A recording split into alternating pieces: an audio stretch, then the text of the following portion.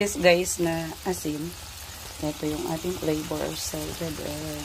Look, yummy. May alige ng alimasag. Ng salted egg. Sarap. Buttered shrimp ang ulam ng ating pastel.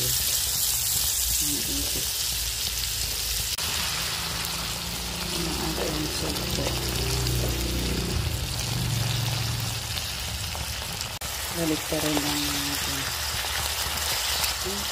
Simple lang sa luluto nito. Mabilisan lang. Hindi guys pwedeng patagalin at magra-ruberize ang ating shrimp. So ayun na guys, special ang ating buttered shrimp with salted egg. Hindi na natin siya nilagyan ng asin kasi yan na yung ating pampalasa, pampaalat ng kanyang aliginan. Salted. Saka syempre may lasa din yung kanyang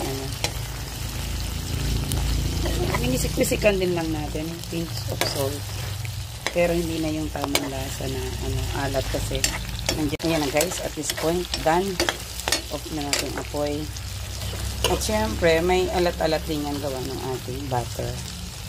Wow, yummy ulam ng ating pastel ng init. Hindi natin tinitipid kasi masipag siya doon, maiinitan sa pagpapastel.